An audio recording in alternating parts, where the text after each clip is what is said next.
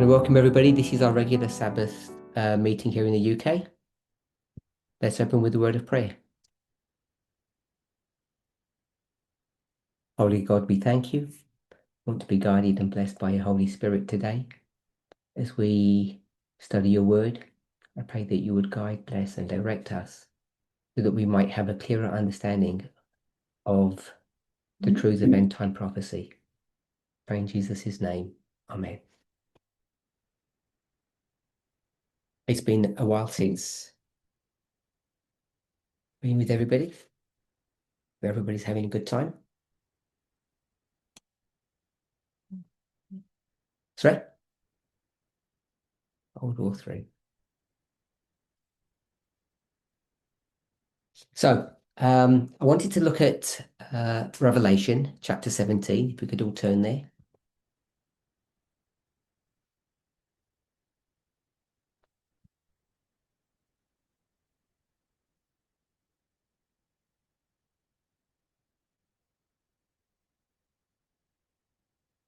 The reason we want to go there is because recently, I think it was perhaps in Brazil, I'm guessing, that I spoke about Revelation 17. No, not Brazil, this was Australia. This was Australia, January this year. And I'm just looking for the message that I received.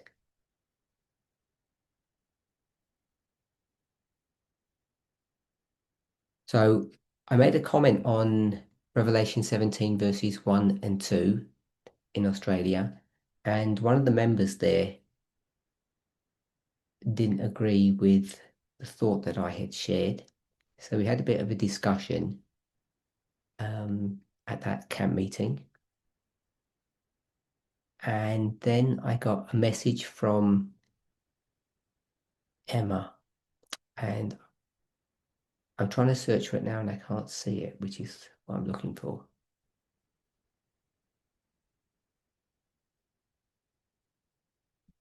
So we have a slightly different view of Revelation 17, particularly verses 1 and 2. And I just wanted to have a discussion on it today, if we're all willing to. So I read the two verses. I found the passage, by the way. So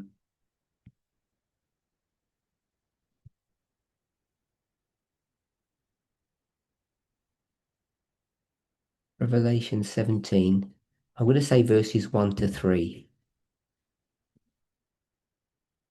And I think we all know that there has been some discussion that I maybe have generated or initiated that speaks about looking at prophecy dispensationally.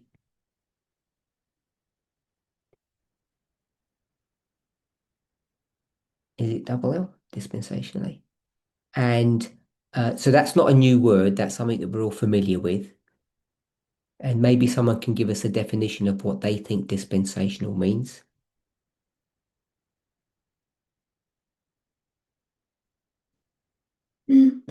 And I've used a word which I proposed was called panoramic.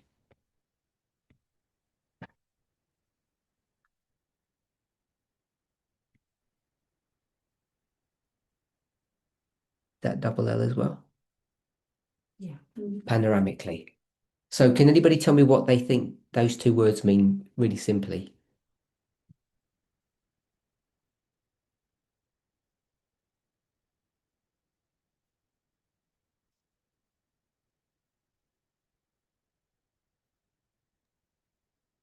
Dispensationally is like segments, and panoramically is like the whole.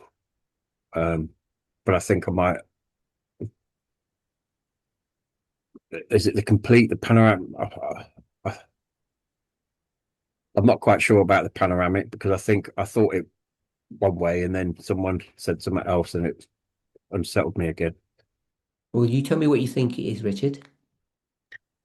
I thought it was the complete. uh, Complete Yes, and dispensational like segments, if it makes segments. easier. Okay. Anyone else?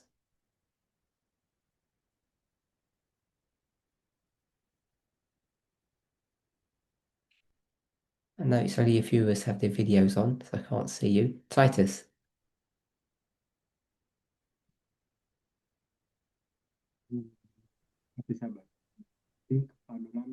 I can't hear you properly, Titus.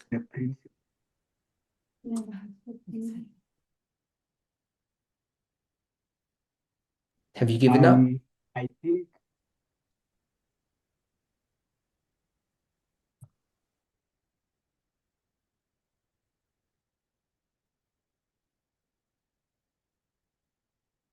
Have we lost Titus? Never got a good voice, has he? No, but they sometimes put something like it there. Okay, so we'll wait for Titus to come back. Anyone else? um, I think I would add that dispensationally, it's a segment, but it has it's a, a unit in and of itself. It's not any segment. It has to have a certain story that it tells in and of itself. A beginning and an end in the segment. Are you I okay don't know. with Andres, that descriptor that it has to have a specific beginning and ending? Yeah, I think so in general. Yeah. Okay, so if this was a complete story and we had three dispensations, then these dispensations, you're saying, have to be telling a particular story? Yeah, or it has to have, and I'm just thinking this is as of right now, but it has to have a certain self-contained sense that it has to make sense. Like, for example, I'm thinking of a picture of a landscape, and then if you say that you take a portion of it, that portion usually it's, for example, you want to capture a tree that's in a particular portion of that landscape. So it's not like you take a picture of half of the tree. You have to take the whole tree. That, I don't know if that makes sense.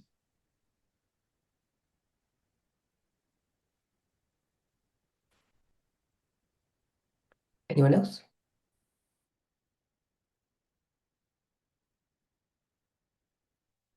So I'll give a bit of a dictionary definition then. Dispensation can mean several different things, but in the context in which I think we're using it, it's a period of time. So maybe I could just begin with that.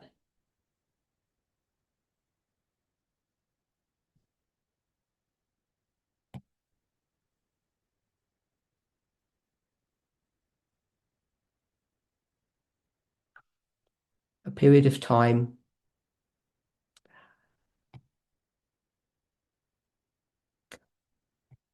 Anyone who wants to finish my sentence?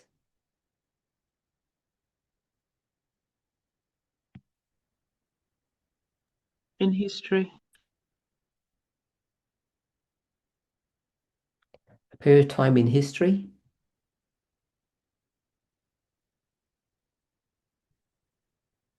So I've got a period of time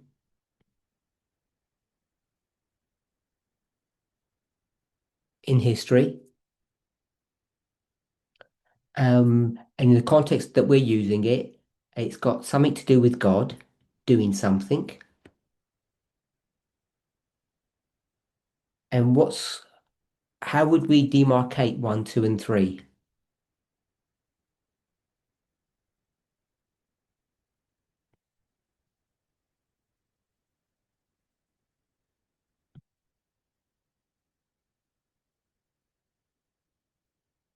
We would say dispensations, wouldn't we?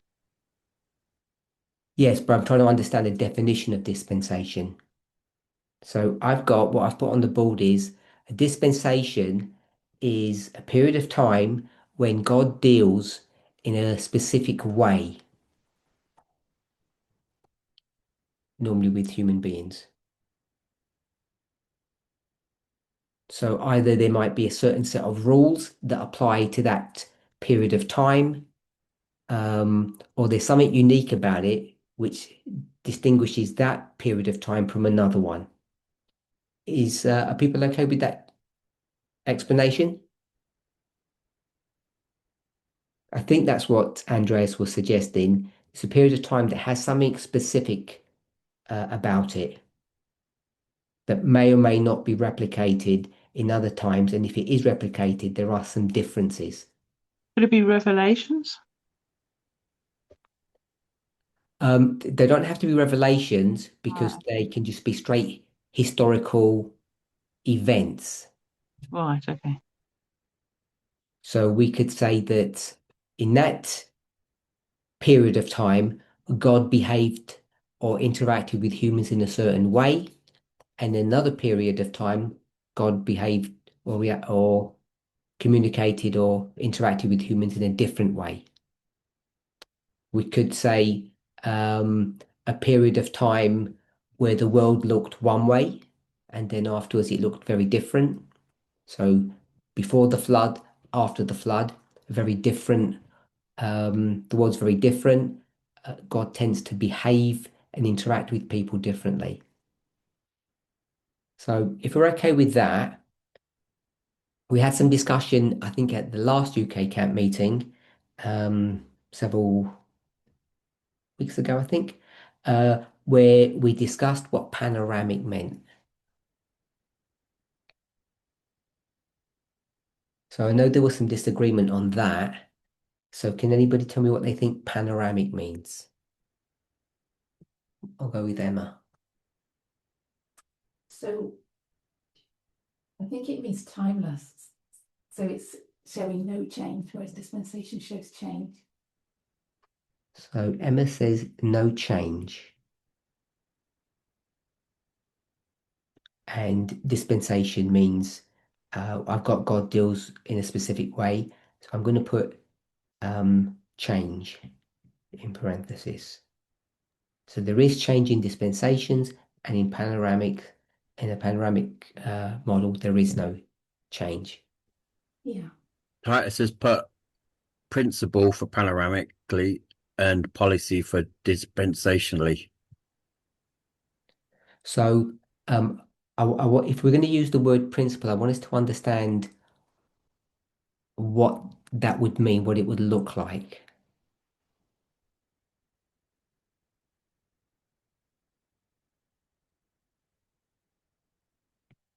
So I'm going to put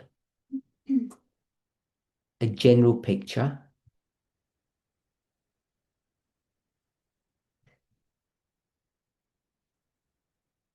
Or description. So it's a general picture or description. Blessing. Can you hear me okay? Yes?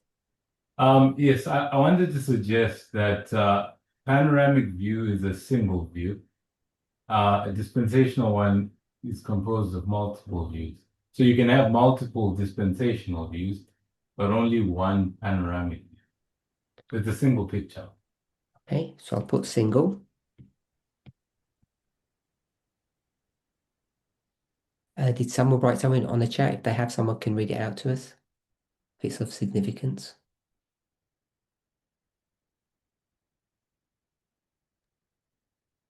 Yeah, I was just talking about dispensation. Maintains that history is divided into multiple ages. Okay, is what's on the board sufficient to say that?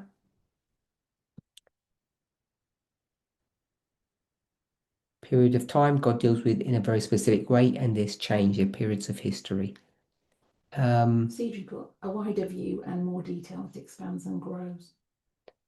Okay, so I've got a wider view and I've got a detailed view. Nyasha and then Andreas. Okay, sorry, it's Ignatius. Okay, sorry. Okay, so there's a part that I did not understand from the first presentation of this dispensational and panoramic view, and lucky enough we are looking at it today, and it's written on the board. What does the no change and change actually mean in a more simple way? So What we okay. in a dispensational setting, from one dispensation to another, so from 1 to 2, there can be change. Things can be different. So without giving an example, does that make sense? 1 and 2 would be different. There would be a change of some sort. Yes. And in a panoramic dynamic or situation, there is no change. Everything remains the same.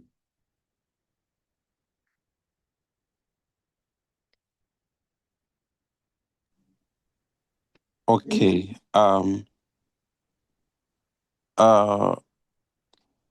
So okay, talking about Revelation chapter 17 in particular, the panoramic view, So when we say there is no change, we are what saying that what becomes risky is if we go to the chapter itself to try and explain the terms, we end up using like a circular argument, and we won't know if we're correct in that. So I don't want to go specifically to Revelation 17 to describe those two concepts, because or because we want to take those concepts and see if they're in Revelation 17. So we can't use Revelation 17 to prove that they're there. Hope that okay, makes sense. all right. If I gave Okay, so because I'll give an example, which I don't like to do because it's a bit early to do that, because we end up thinking that we're correct when we could be wrong. So in the dispensational view, we would have the antediluvian world. Pre-flood is one dispensation, and after the flood would be another dispensation. So they're two very different worlds. Dispensation 1, dispensation 2. We could have the Garden of Eden before sin, Genesis 2, after sin, Genesis 3. Very different worlds. So they would be two different dispensations. okay, that's understandable. The Old Oh, Testament and the New Testament. okay. Then let's go to panoramic using the same examples. So the panoramic becomes harder to conceptualize. So before I give an answer, I let Andreas comment because he may have something useful to say. So I have two things that I was thinking. One, that the whole picture, the panoramic, has to integrate all of the dispensations. Like the story that it tells cannot contradict one of the dispensations. That's one thing. And then Let me just stop there for a second. If a dispensational concept and a panoramic concept are talking about the same story, so dispensations 1, 2, and 3 that I've got on the board, and then a panoramic view that I've also got on the board, if they were dealing with the same subject or the same story, then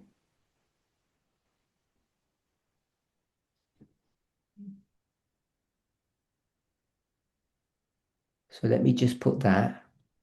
So I'm going to put a little graphic here, which is supposed to be the same length.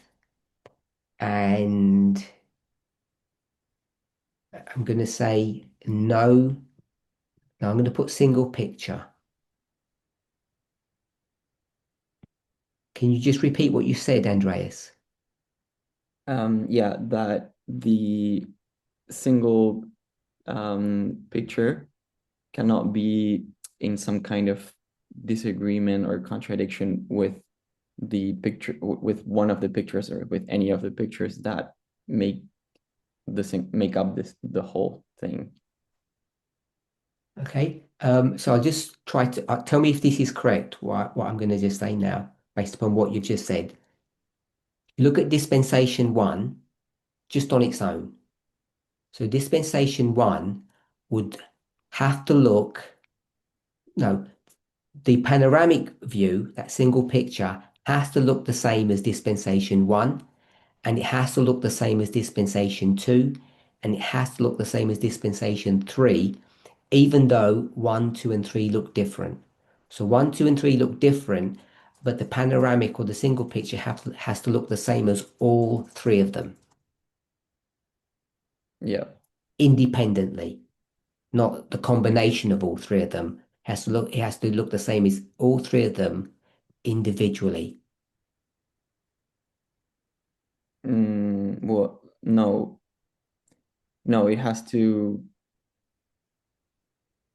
integrate them all, but it doesn't have to look, it wouldn't, in that way that you put it, it wouldn't be able to look independently the same as each.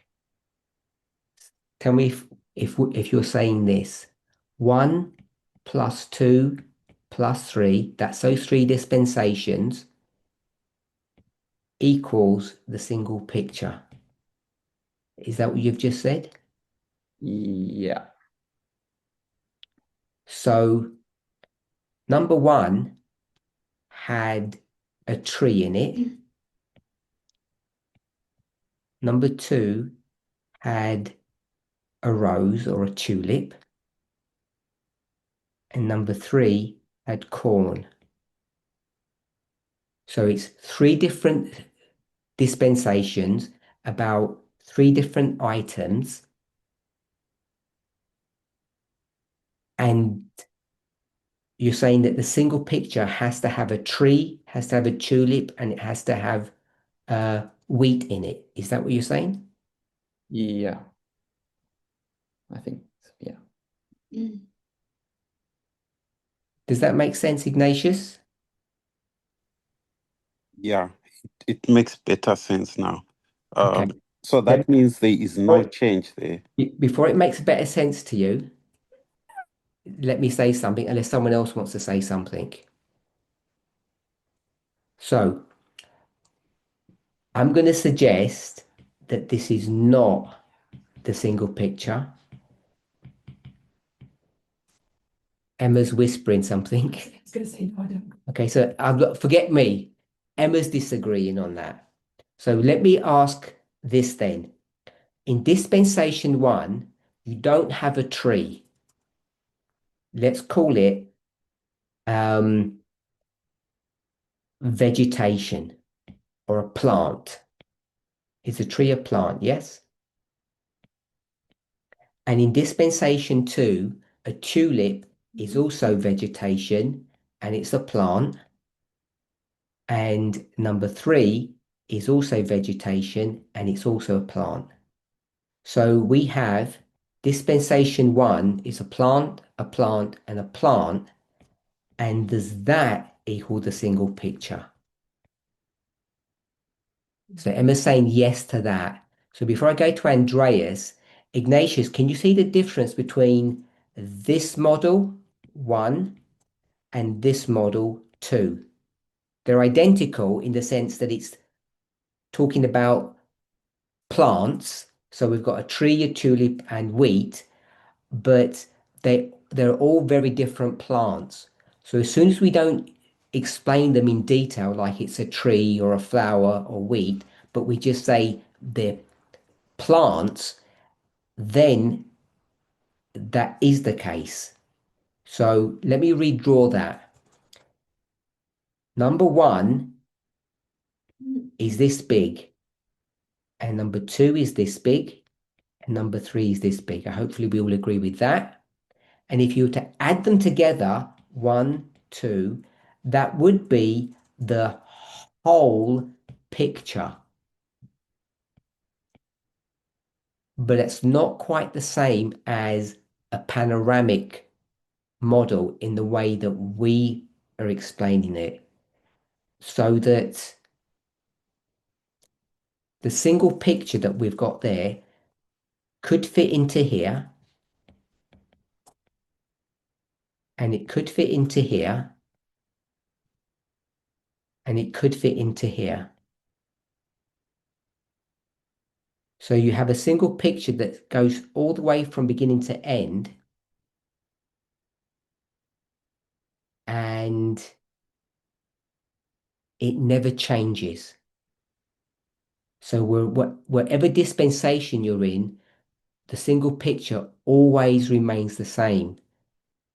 And so then what you're faced with doing is coming up with a descriptor, a description, should I say, that always works. So if we use the word tree or flower, we know that it doesn't work all the way through.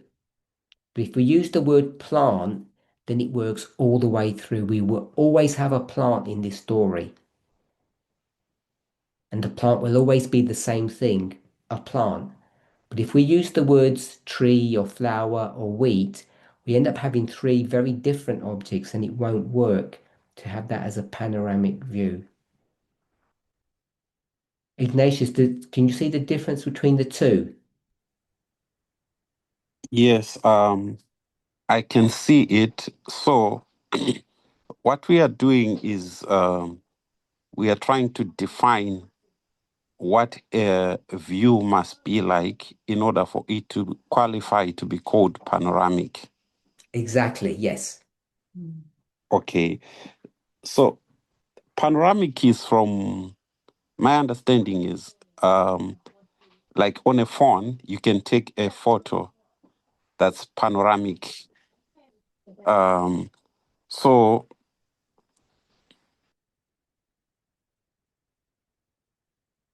Shall I finish what you're going to say? Have we lost you?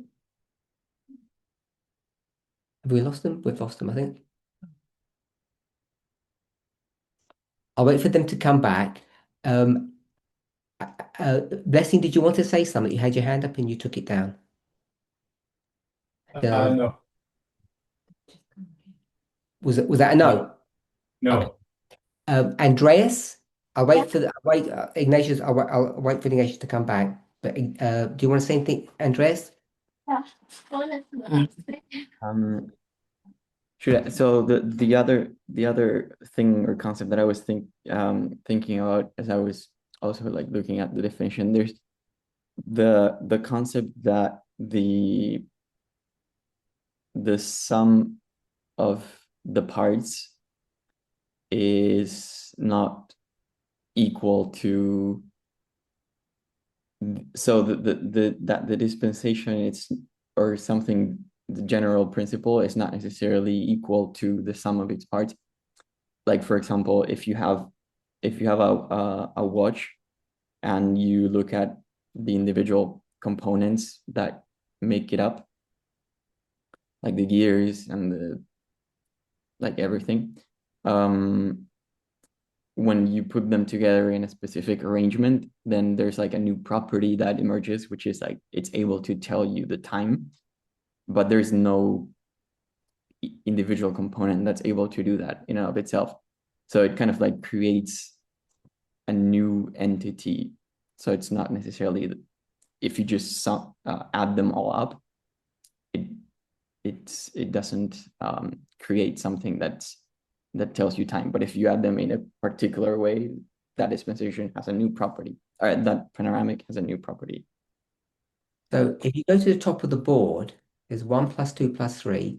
I think that's what you had said.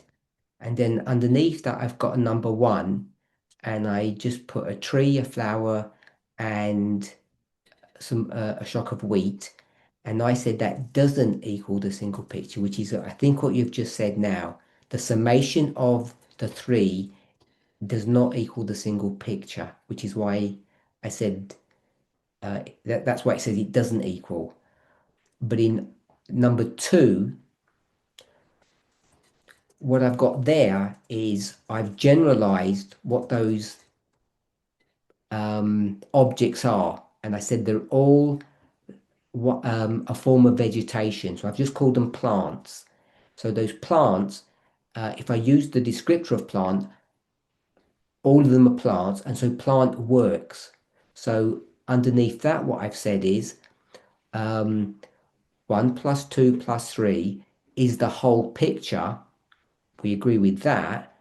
But what I've said is that dispensation 1 contained within it, if I just called it a plant, would have all the properties for the single picture or the panoramic view, as it would in 2, as it would in 3.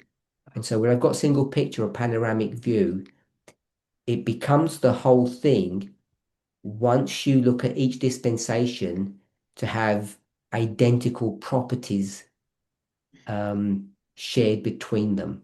As soon as you make each dispensation different, it doesn't work. So each dispensation has to look identical. And the way you do that is by careful use of words or description.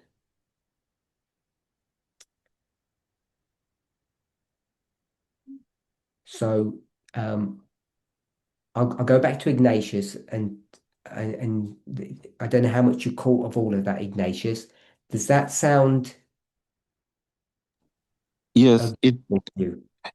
it makes a lot of sense. My simplistic thinking was that when you stand at the pinnacle of a mountain and you're able to look from end to end, that's panoramic view. Then when you choose to say, okay, uh, I know I can see from point A to point Z because I'm at the top of the mountain. But then when you zoom into one aspect or one part of the whole picture, that's dispensation. That's in my simplistic way of thinking. So I don't know where I'm failing. What I failed to see is when we then force it to say that there should not be any change. How so? Because when I'm standing on the top of the mountain, I can see a car, a tree, and a cat. So You see now. when we spoke about this recently, we live in a digital world where we've all got phones, and there's a new feature on our phones. It's not so new now. That's called panoramic. And if you go to number 1, if you took a picture and you begin on the left and you press the panoramic button on your phone and you sweep across, you will first see a tree, then a flower, then a field. And if you finish your picture there, you will have one picture that has 3 parts to it. 1 + 2 + 3 would be the panoramic picture that you take on your phone. So many of us now have got that concept or idea of the word panoramic to mean 3 individual pictures, a tree, a flower, and a field, all stitched together into a singular picture. In fact, that's how phones take pictures. They take multiple individual pictures, and there's some software in there that recognizes the beginning and end of each picture, and they stitch it together into one complete picture. So that's how we tend to understand panoramic.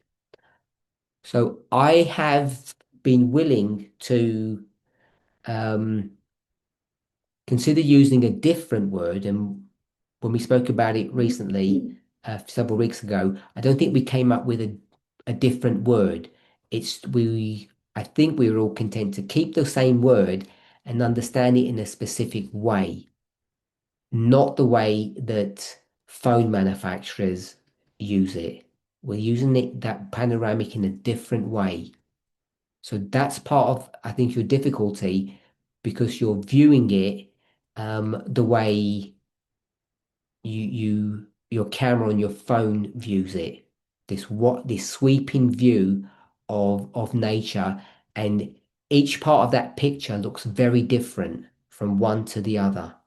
So when you say you zoomed in, if you zoomed into the left part of your picture, you'll see a tree. If you zoomed into the middle of your picture, the tree is not there. You'll see a flower. And then if you zoom to the right part, there is nothing there except a field. And that's how a phone takes a panoramic view, but that's not how it's being used in this example. It's used in a very different way. Okay. So in that instance, I think we are together. I understand now. Excellent. So when we do go to Revelation 17, we can demonstrate, because you wanted us to go there. So in Revelation 17, I'm going to suggest there are 7 dispensations, because it says that there are 7 heads, 7 mountains, etc. So 7 dispensations, and each one is very different.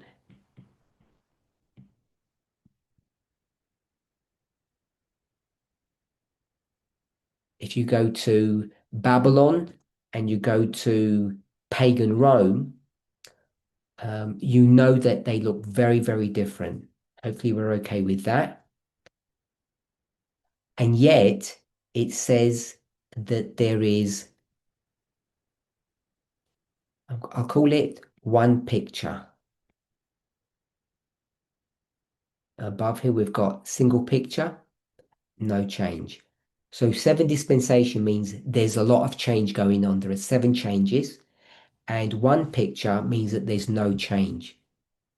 So when you take the concept of one picture with no change, it doesn't use heads to describe that. What does it use to describe the singular version of the same story? That's for anybody.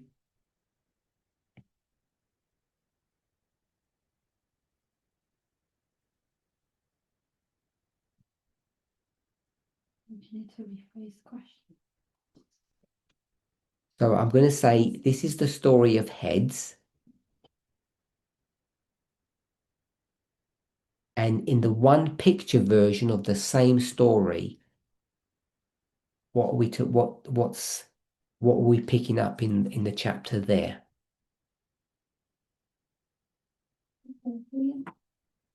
In chapter 17. Well, you could be looking at verses. I didn't want to give the answer too easily. You're looking for the dispensational panel.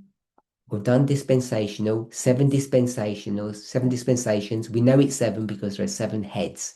So I've got heads is the phrase or word that's used to describe or point out dispensations. What's used to describe the singular picture or the panoramic? Titus? The woman. Okay, so Titus said woman. Anyone else? Scarlet coloured beast. Anyone else? Okay.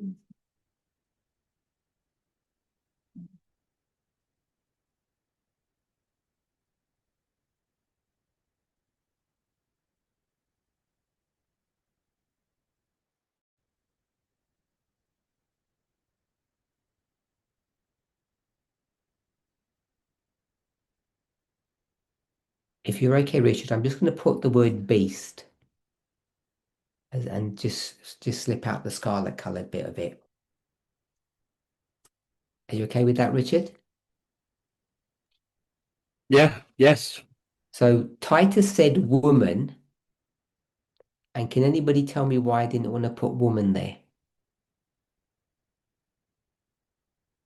That's a different entity from the beast Did you that get the that? seven heads are part of. Did you get that, Titus? Yes. Yeah.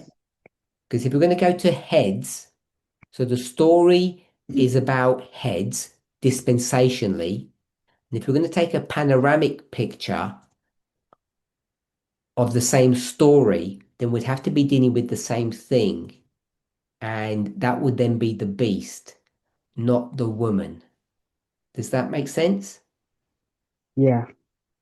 Okay. So if that makes sense to you, Titus, then let me ask you this. So I'm going to put panoramic, and you said woman. Is that correct? Yeah. One woman for the whole story. All good? Yeah. Does the woman change?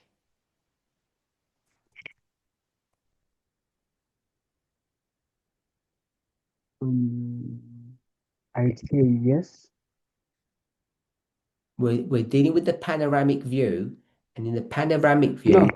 we said here, no change. Yeah. Okay? So the woman doesn't change. How many Changes heads, but not character. how many women are there, Titus? One. Okay, so there's only one woman, and she doesn't change. Because if she changed, that wouldn't be a panoramic model. You okay with that? Yeah. Okay, so if the panoramic view is the woman, what's the dispensational view?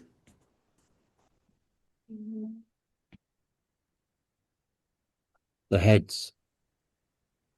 Okay, so Richard, you've just done the same thing that Okay. Titus did, remember? And you corrected him.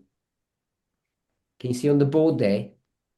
When I put heads here, you said it had to be beast. When I said woman here, now you're going back to heads. You're doing the same thing that you corrected Titus over. Can you see that, Richard? Yeah.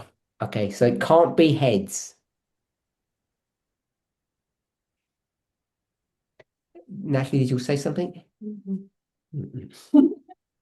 So now you said nothing. Is it the horns? Sorry? Is it the horns? The horns. So, Richard, where are the horns located geographically? I don't mean like, don't give me some country or something. I mean geographically in the chapter. At the end of the verse of 3. No, I didn't mean which verse. uh, I saw a beast yeah. with 7 heads. Where are the heads? On the beast. Yeah. And if you, I don't know if you're reading the chat, but Marshall's the answer. The horns are geographically located where, Richard? If you can just read what Marshall said if you want. They'd usually be on the head, wouldn't they? On the head, good, which is on the beast. Yeah. So, Well, that's not right either. so that can't be right either because we've got heads and beasts. That's all to do with one element of the story. So, woman, what's the dispensational view of the woman?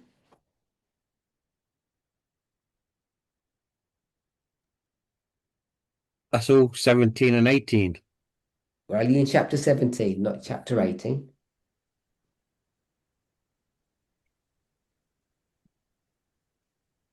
Okay, so I'm going to venture to say, because no The one's wilderness. no, it can't be the wilderness. So I'm going to say um,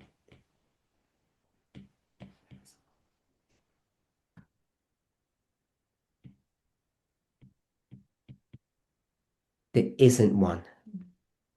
There's no dispensational view of the woman. And this has caused not only us, but theologians and students of prophecy problems since this was written. There's like 2000 years. There is no dispensational view of the woman in this chapter. Didn't we used to link the 1260 to the wilderness when John was taken in the spirit? Is that so? That was incorrect, obviously. I think that's correct. No But there's problem with still, that? even if you do that, there's still no dispensational view. Because I thought the 1,260 years would then be the dispensation. So remember when you said in the one picture, you said a scarlet colored beast, Yes. and I just put beast. So the scarlet coloured was the wilderness aspect of the beast. So that's what most people understand it to be. And unless proven otherwise, we could say that. So in this first bit, we've got heads, which is something which is very different to a beast. We've got one beast and we've got heads. But when it comes to the woman, there is no other modeling that's given for the woman. Now, you might argue in verse 4 that the woman is scarlet colored. And we might say, well, she's scarlet colored in one dispensation, but she's not scarlet colored in another dispensation. So people will argue that, but it's still a woman.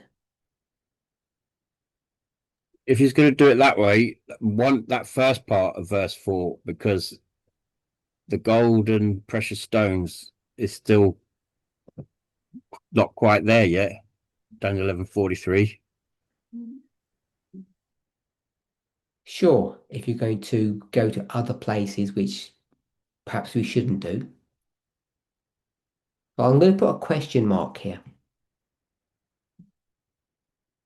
Emma. Can you do it by action though? Could you say like verse 6, she's drunk with the blood of the saints, so that's a particular the martyrs of Jesus. But I agree, she's still a woman. Yeah, it's not a woman, it's still the woman. Still a woman, yeah. Yeah.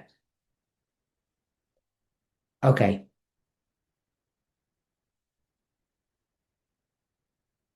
What we have done in the past, rightly or wrongly, is we've said there's one beast, and we've said that's the same as 7 heads.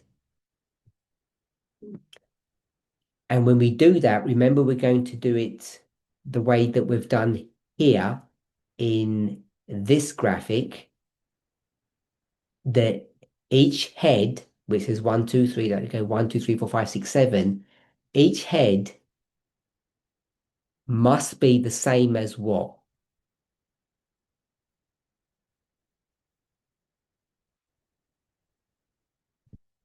As the beast. Remember, we have it here.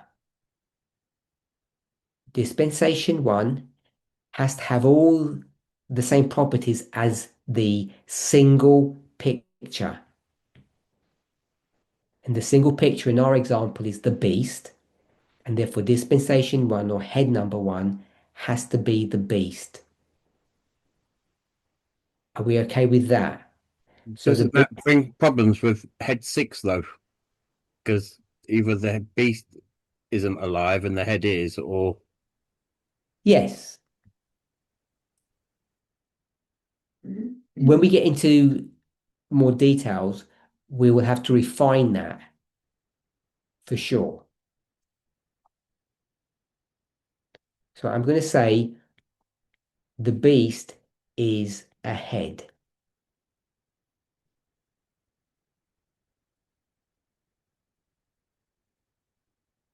If we do that, then we can compare and contrast the two and say the one woman equals 7 women, one for each dispensation.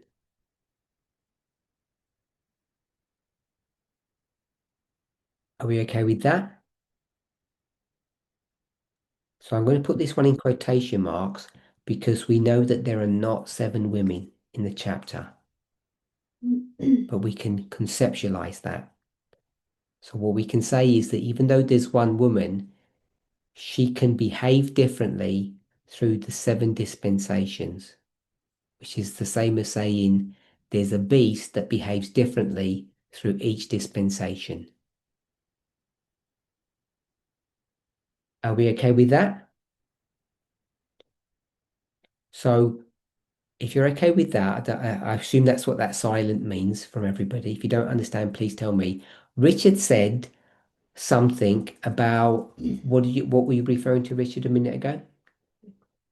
Did you say that model that you just said there, 7B, 7 heads on B6 or okay? 6 head, there's So a bit of a problem. let's call it the sixth dispensation. In the sixth dispensation, so let's call it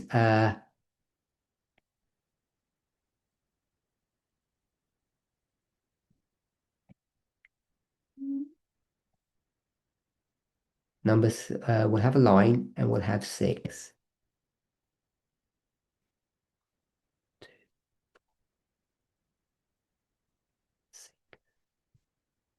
We okay with that? We've got 6 dispensations. And Richard said that there's a problem.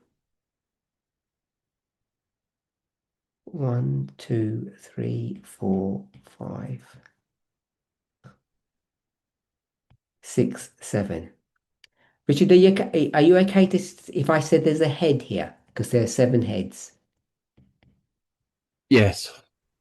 Okay, that's 7, 6, 5, 4, 3, 2, 1. You okay with that? Yes. Okay.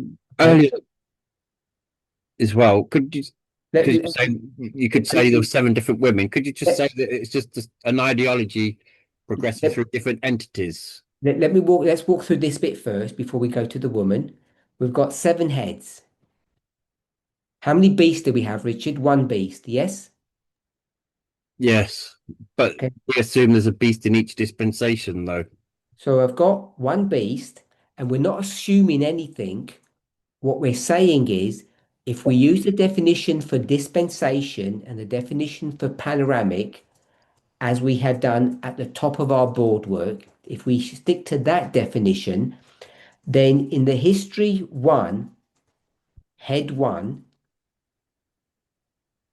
that beast which goes all the way through panoramically, that must be the same beast as head 1.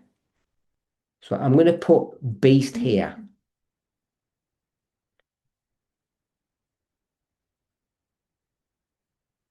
And I'm going to put beast here. It's always the same beast.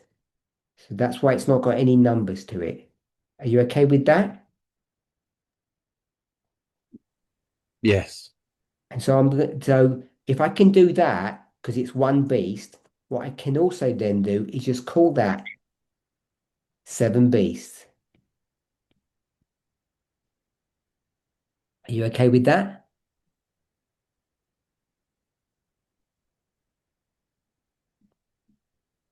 Richard? The beast goes from the beginning to the end. Yes, the So beast goes, yes, the yeah, 1 beast that goes all the way through history. It's yes, 1 beast. And what we've done is, because we said here that this singular picture, I'm pointing to this bit. If you go to dispensation 1, that singular picture here, which I'm underlining now, is the same as that singular picture there, is the same as this one and this one. The singular picture, as you go through history, never changes. And so single picture 1 and 2 and 3 is the same as single picture here. So yeah, that's all I've done here. Is yeah. that fine? So I can just put beast all the way through from beginning to end. So you asked something about the 6th. You said in the history of the 6th. So we're looking at this history here. You said there was a problem. What's the problem for you, Richard?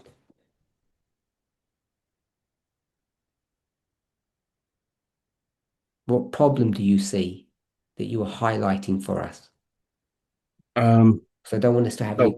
Oh, only one of them was alive, either the head or the beast. Or was it the beast wasn't alive and the head was, or the head wasn't and the beast was? So Because it says one is not. One was and is not and shall ascend. One is not yet. Must continue a short are way. you quoting a specific verse? Um, well, 8, 10, and 11, isn't it? The beast, when you said one, it doesn't say one, it says the beast. The beast that you saw, In verse 8, it was the beast that thou well, sawest was and we'll is go with not. that one first then. The beast that you saw was alive, is not alive, and shall resurrect. Are you okay with that? Yes. So, in the history of the sixth, is there a beast? No. Does everybody agree with Richard that there's no beast?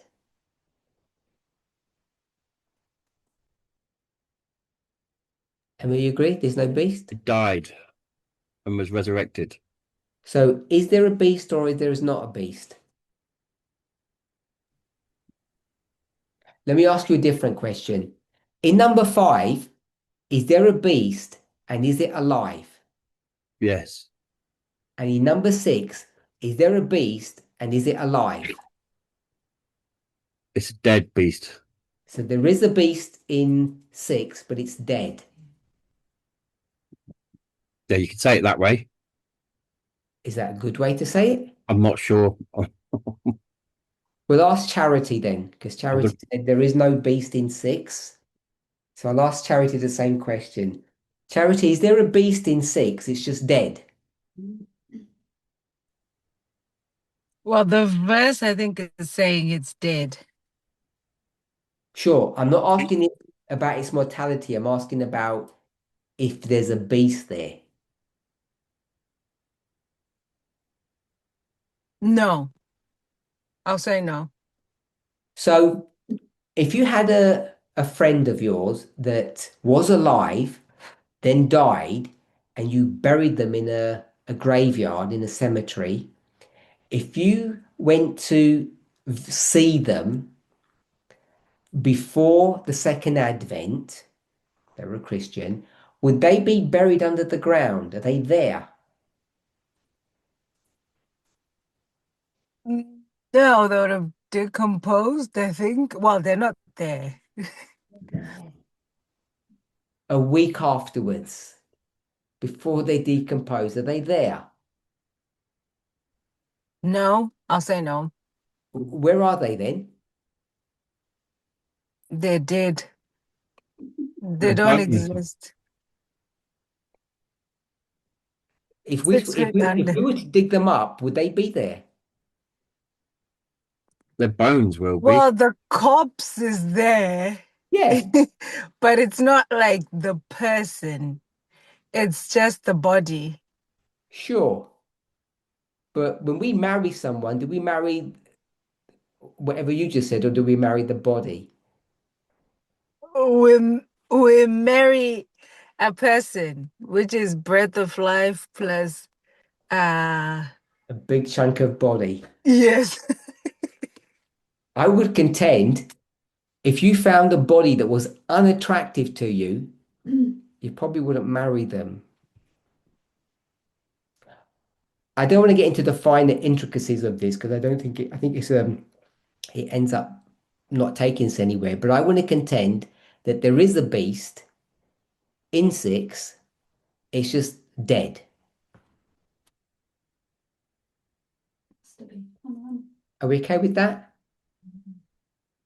What does that mean then that it's there if it's dead? If you were to drive along the road and you see some, and it sounds horrible, but some roadkill, and it was a fox or a rabbit, you would have said, yesterday that rabbit was alive, and today that rabbit's there on the road, motionless, and it's dead.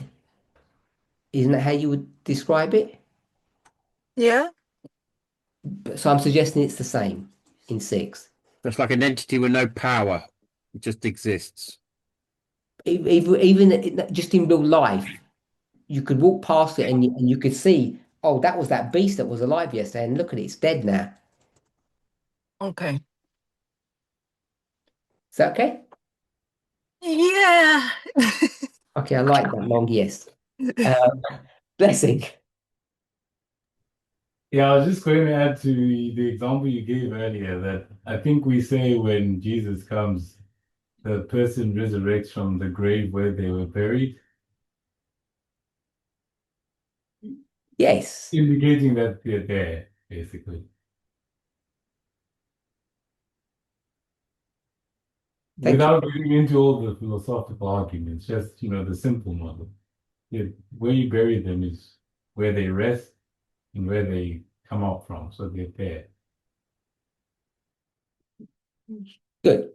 So I'll just make the summary, then I'll take Emma's point.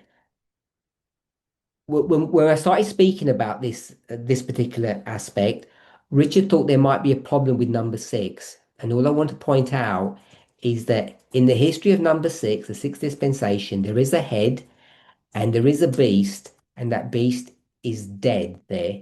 But there is still one, there are still 7 beasts. 6 of them are alive and one of them is dead, but it's still there. The woman's not actually sitting on the dead beast because the beast can't help the woman. Well, she could sit on it, but it'd be like flogging a dead horse, that phrase. So there's not much point. It doesn't do anything if you were to sit on it. So she could have a go at sitting on it if she wanted to, I guess, in theory, but it wouldn't do much. So maybe she jumped on it, tried to get it to move, it didn't move, so she would have probably given up. Just being facetious about that particular point. So the answer is the beast is dead, and the woman's not interested in dead things like most of us aren't. So I'll just go with Emma first, Titus, and then over to you. Just saying, if we say there is no beast, we kind of destroy the model that these heads are on a beast. So we can't, what do we say it is then if we say there is no beast in itself, because it's still on a beast in the original model? Is everybody okay with that? I didn't really hear I clearly didn't what she was saying. properly hear. Yeah, we didn't hear what she was saying. If you could repeat it, Elder Parminder, that would be good. That would be better. She's just going to move closer to Okay, my mic. So I'm saying, if we say there is no beast, then we have a head by itself. But in the original picture, it's the 7 heads are on the beast. This 6th head is on the beast. You can't separate it from the beast. So the beast has to be there, but dead. Otherwise, you've got a head by itself, and that conflicts with what we've already been told. Could we all hear that? Yes, that was better. Okay. If there's a head, either we're going to have this sort of head floating around in the ether doing things, or it's attached to the beast. And if there is a head, if there's 7 of them, it must be attached to the beast in that time period. And we haven't discussed what dead and alive mean. All we're just saying is that there are 7 heads and there's a singular beast in 7 dispensations, and that at the word picture of calling it a beast, they're all the same. So beast 1, 2, 3, 4, 5, 6, 7 are all exactly the same. It's just that when you get to the 6th time period, that beast is identical to number 5 and number 7, but it's dead. And what our role is, once we established all of that, is to try to make sense of it. We could call it prophetically or an application or if it's fulfillment.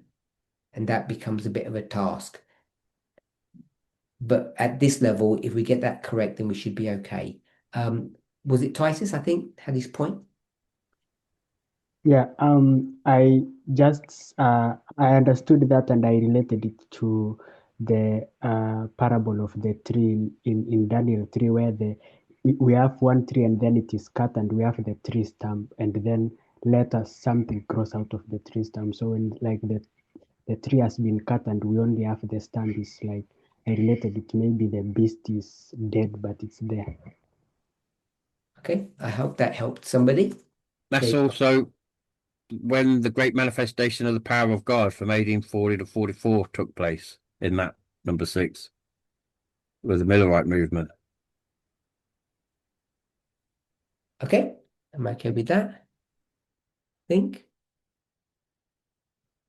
Yep, I think so. So we've, just to summarize then, we've discussed dispensational and panoramic views, how we're supposed to understand that, and the relationship between the two is when you take a dispensational perspective and you use words. So I'm going to call it a picture, but a word picture of each dispensational view and make it the same. So instead of calling it a tree, a flower, and a field, we're going to call it plant, plant, plant. And as soon as you do that, then 1, 2, and 3 look identical. And when they look identical, then they take on all the properties of the panoramic view. So what's tucked into this word panoramic is the following.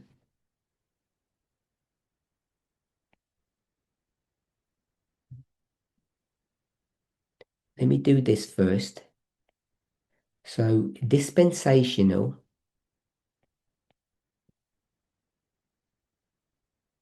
is different, and panoramic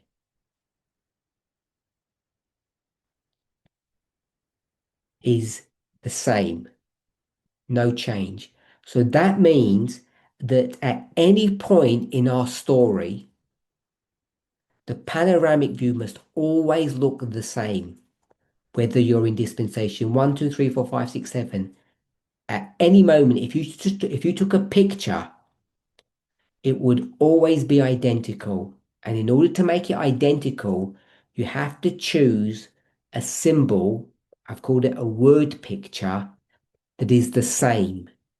So we have 7 histories. It's called 7 heads. And the fact that it calls them heads means that they're all the same.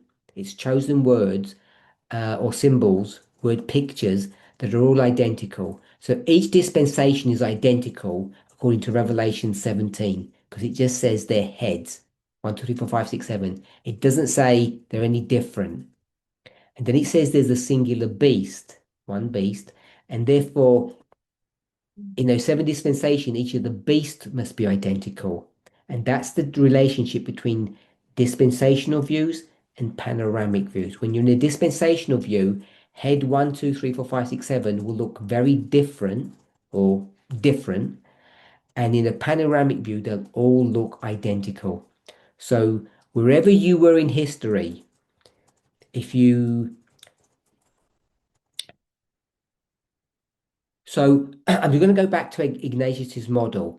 So if you're here and this is your eye and you're looking, when you take a dispensational view on your phone, if you looked at this part of the picture, the singular picture, we know in real life that looks different than if you looked at that part of the picture. That's why we do panoramic views, to take all the different parts into one. But in Revelation 17, when you look at the beginning or the middle or the end, it always looks the same.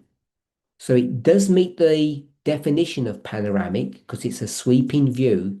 But in this specific case, that sweeping view never changes, unlike, I'll call it the real world of mobile phones. When you take those panoramic pictures from left to right, they look very different.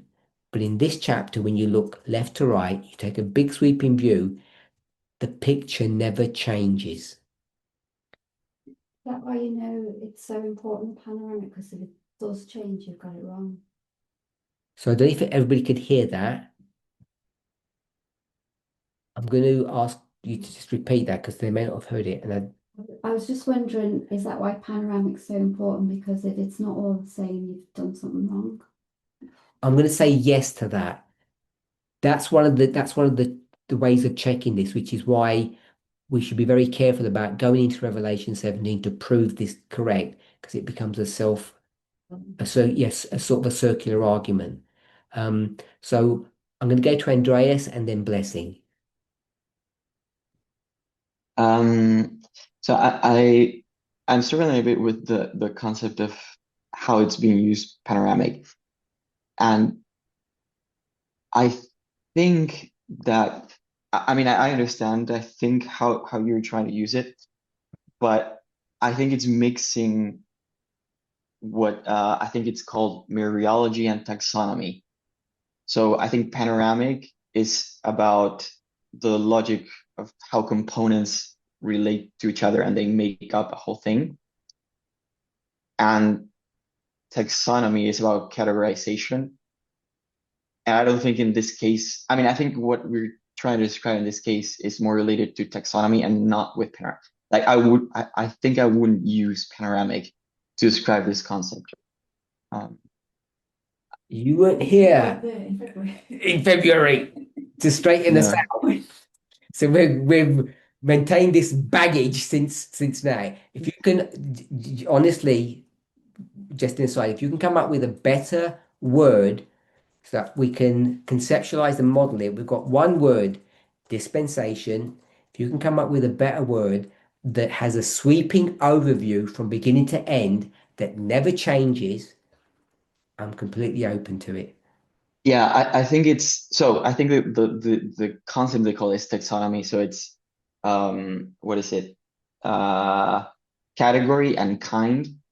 I don't know if that's if that would be good enough to, but if you look at object-oriented programming, they call it a class, which is something that has generic properties, and then you have an instance of that class or that object. So I think dispensation would be an instance of a general category, and all the instances look different to each other, but they all share the same properties as the class, because the class is generic. So I think I think object-oriented programming explains that better. But yeah. If I wanted to use the word that most theologians are going to use, which is dispensations, what would then you use instead of that? Sorry, it's partner. The partner of dispensation. Yeah.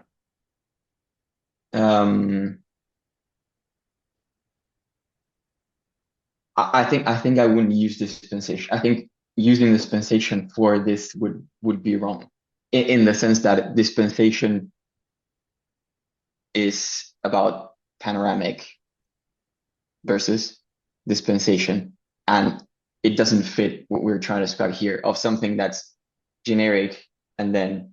Forget the generic bit. Do you agree that we have 7 dispensations?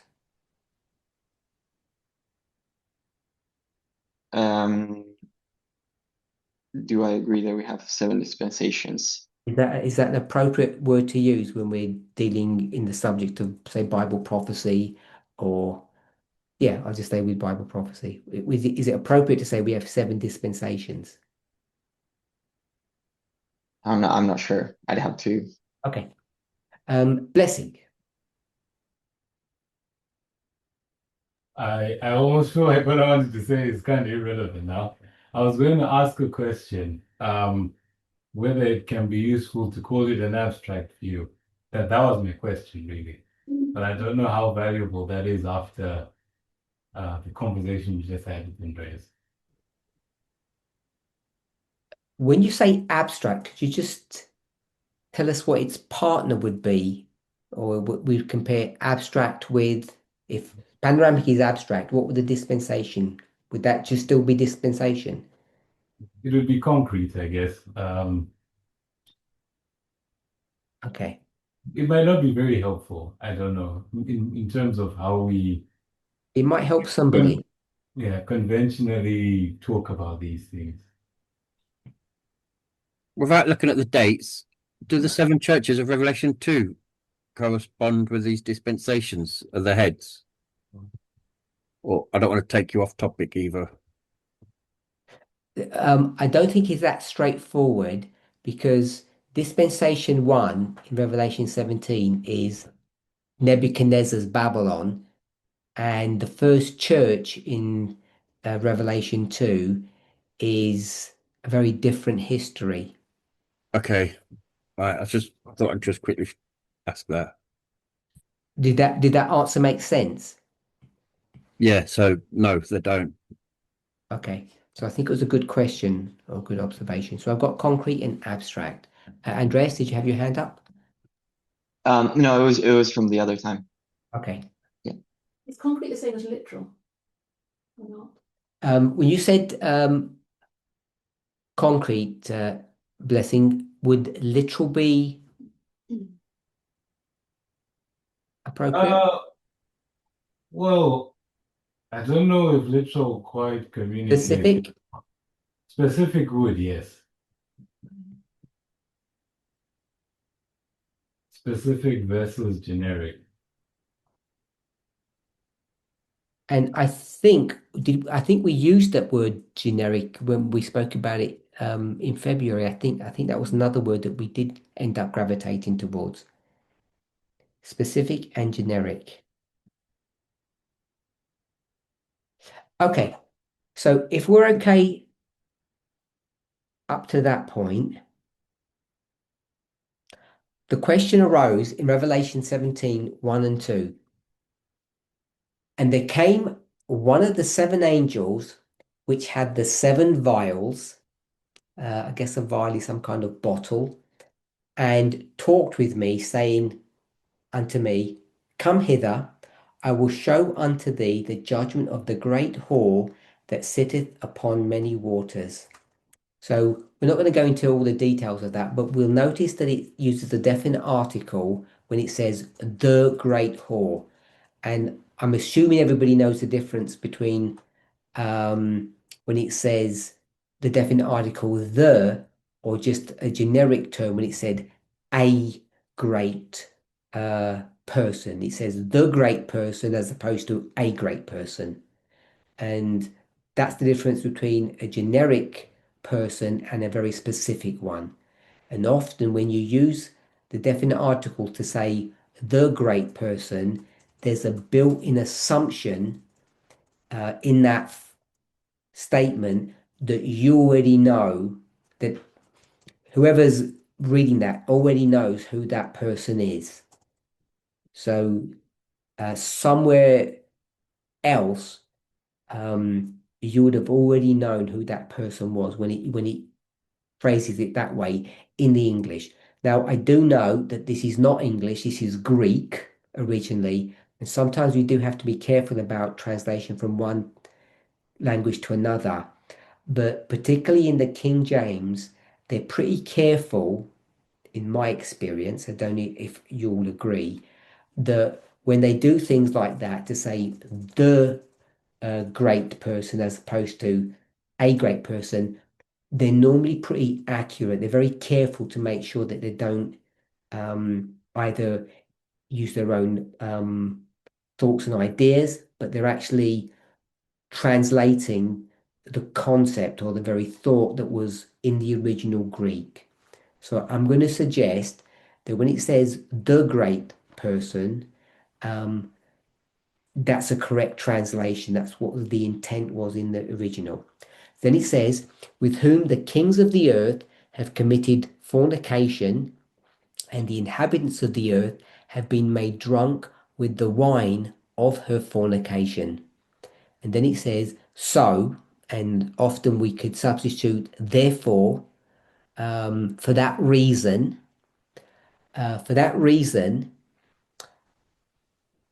the angel, I've added that bit in, carried me away in the spirit into the wilderness, and I saw a woman sit upon a scarlet-coloured beast full of names of blasphemy, having 7 heads and 10 horns. So the question that's confronting us or before us is whether or not verses 1 and 2 are a panoramic view or they're a dispensational view. If they're panoramic, That's all good and well. Everybody hopefully now understands what that would mean.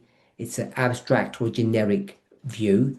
If they're dispensational, then it'd be one of these 7 places, and we'd want to understand which one of the 7 it would be. So I'm going to we don't have that much time left, so I'm just going to hand it over to Emma to tell us what she says 1 and 2 is verses 1 and 2, and why she says that. If that's okay.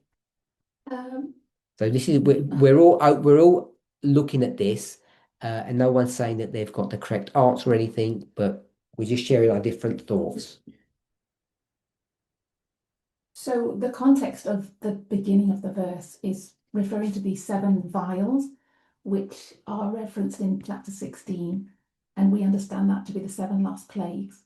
So to me, this puts it in kind of a time period of the end of the world.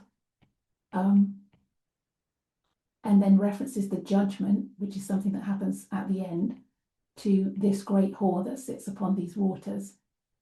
And then it goes into what she's done, why she's being judged. And then in verse 3, it goes to the history of that story. So I've got chapter 16.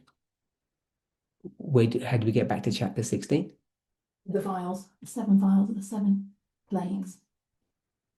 These angels have the vials in 16. So this is the vials, and the 7 plagues come from the 7 vials. Yeah. And you're saying that the plagues are at the end of the world.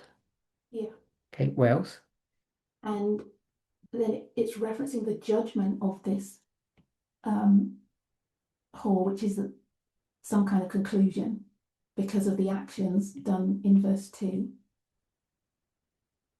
So the judgment of the woman, and that's 17:1 or something in 16. 17:1, but you can reference 16 if you link it through Babylon, but that's obviously more complicated. But because Babylon's getting judged in 16. So there is a connection there between judging Babylon in 16. Is it verse 15? So chapter 16 is judging Babylon, and chapter 17 is judging the woman. And you're saying they're the same thing. I'm saying the same thing because we can see that the woman has Babylon, but that's later on. But yeah, I'm saying it's the same thing. So you're saying the woman equals Babylon. Is that right? Yeah. And Isaiah 47. Which is being judged for the actions done in verse 2. Telling you why she's being judged. Just for a second. Richard, if you want to speak, if you try to put your hand up, but separate to that, we can't go to other books, other chapters. Okay. Yep. So verse 2. Verse 2, I think What? it's telling you why she's being judged. I show the judgment of the great whore that sits upon many waters.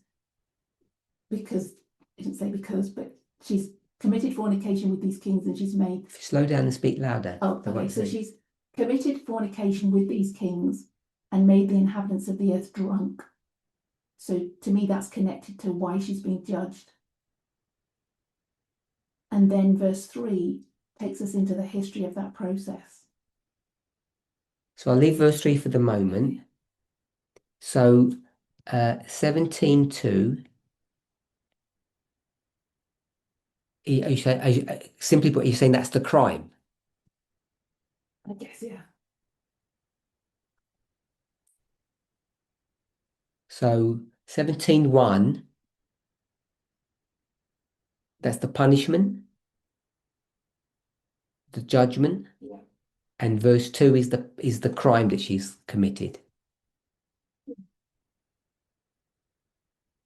So I don't know if everybody got that, whether or not you agree or not.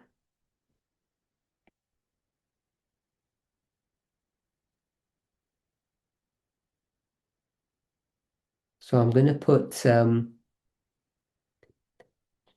the punishment which is the judgment and the crime. Anything more?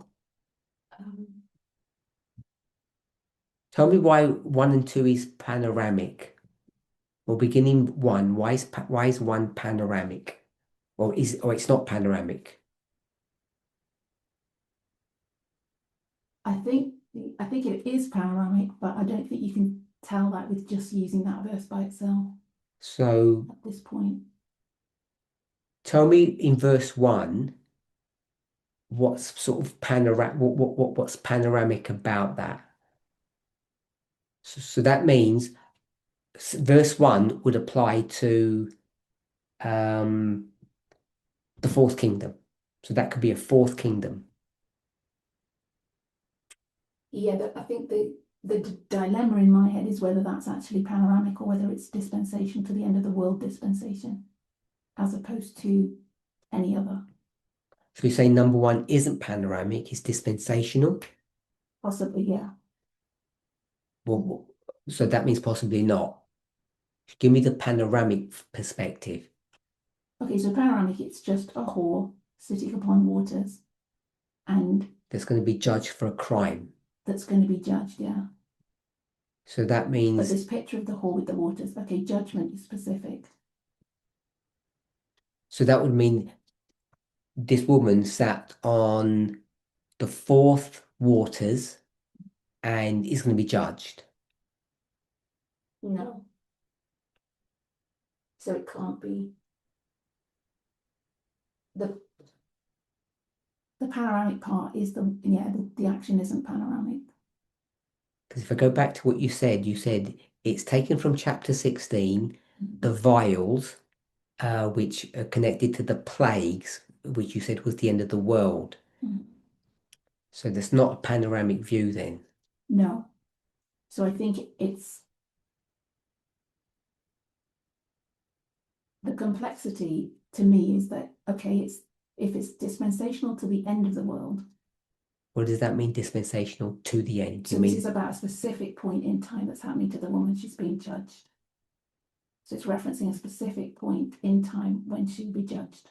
A dispensation in time. Dispensation, specific point. Yeah, so it's Specific one of, dispensation. so it's one of the dispensations. So if it's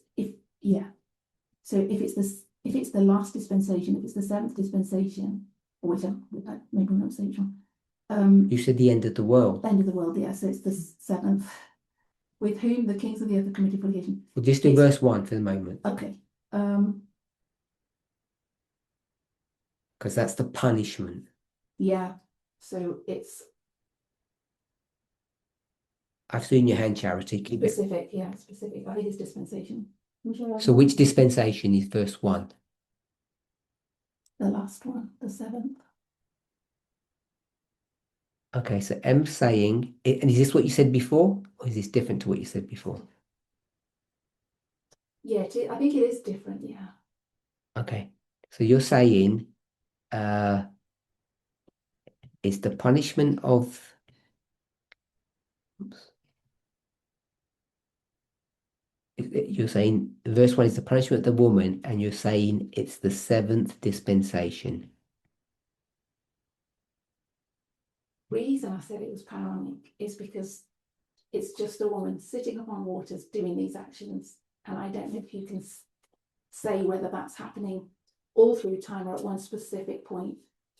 We don't know how long that's been going on for this judgment to take place.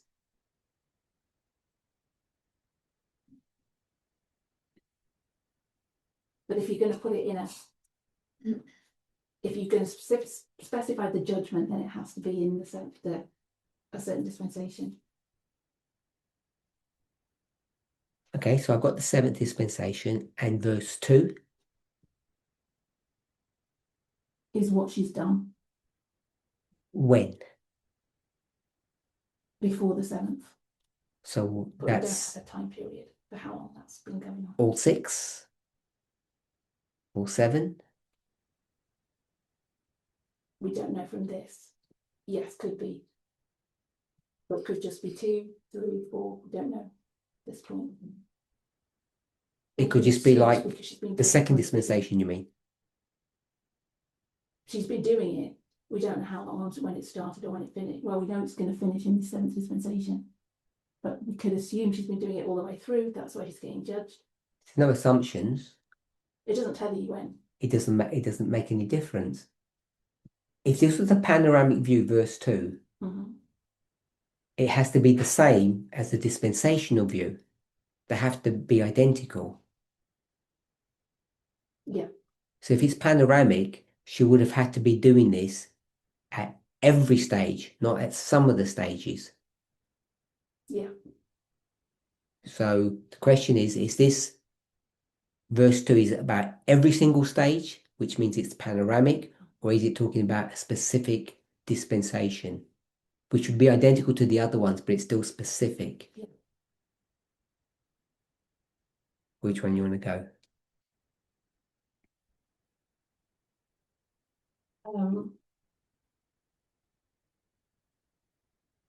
If it's all of them, is it not specific? If it's not all of specific them, about it's dispensation. panoramic. But that's why I was saying originally it was panoramic, I think, because it was all of them. So she's going to be punished at the end Because of everything she's done. for the crimes of number 1 and number 5. Yeah. Has she not already been punished for number 5? Yeah. So she's going to get punished twice for number 5. Because that would mean she would have to be punished twice all the time.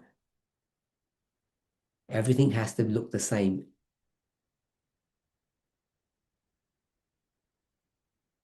Yeah, so it's either talking about the punishment for the 7th dispensation, or another one, or the 5th. You just said, has she been punished for the 5th? So it's either the 5th or the 7th. I'll put 7th to keep it consistent. Charity.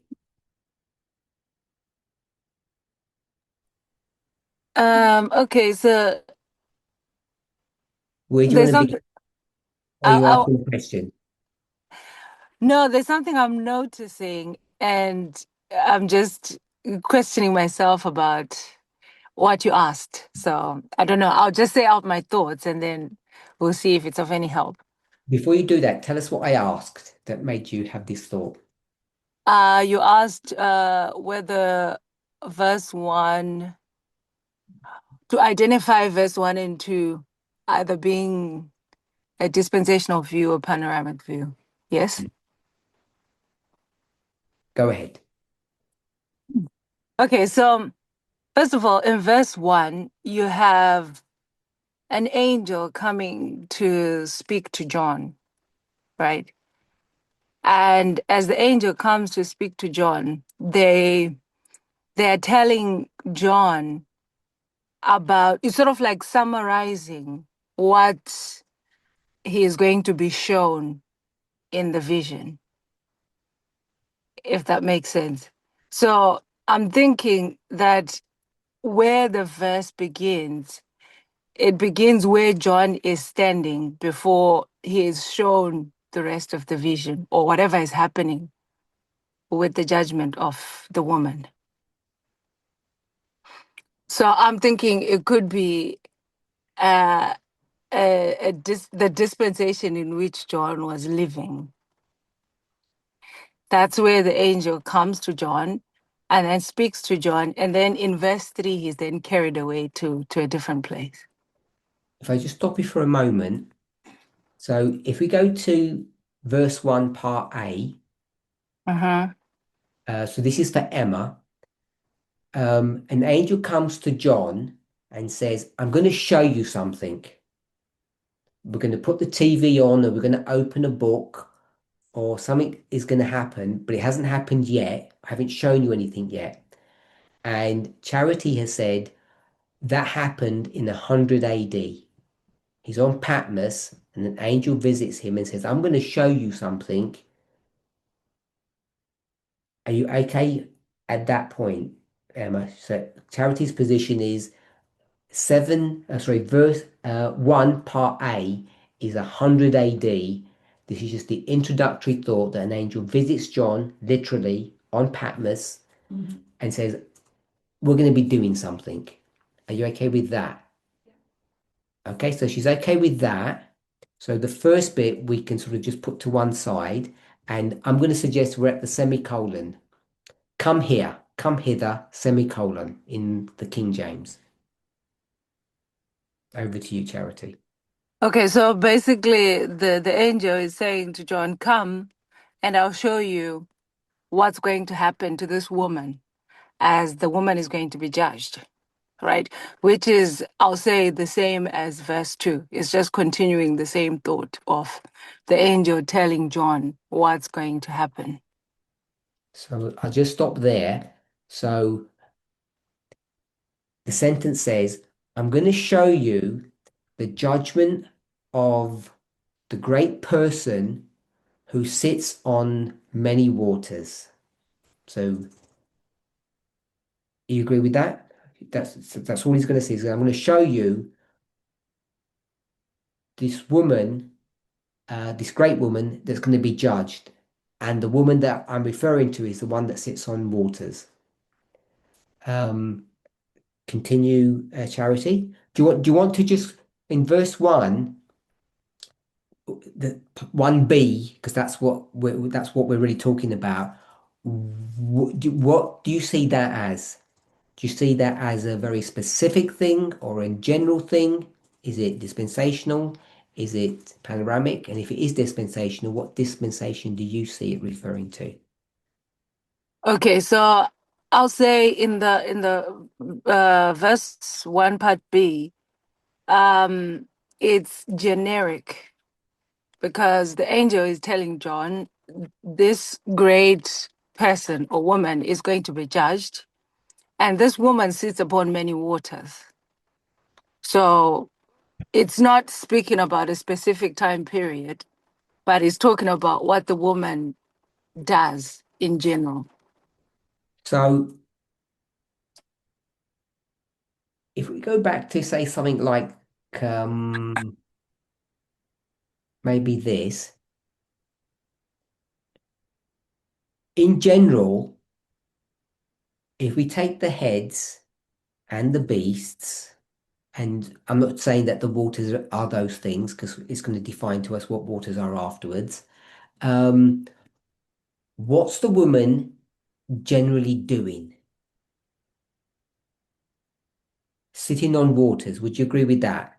Yes. Generally. So is she generally being judged? No, she's being judged for something that she did specifically, I think. Okay. And would that judgment be at the beginning of something or at the end of something? I would say at the end, because she would have to do something first, and then she is given, if I can say, probationary time, and then at the end, she's judged for her works. So would it be, if this is dispensation 1, is it talking about this judgment or 2 or 3, etc.? Or is it talking about I'm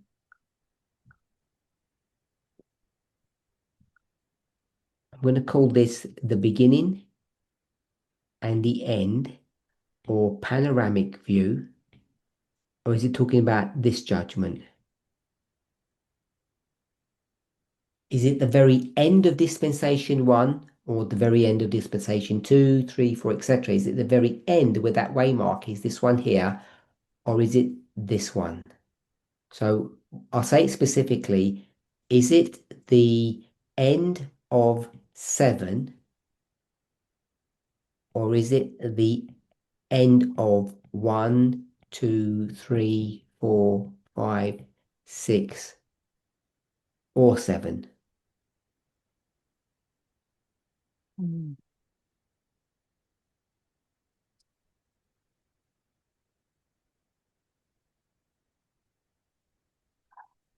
Okay, I'll say the end of 7. Okay, so you're saying it's the same as Emma, the seventh dispensation. Yeah.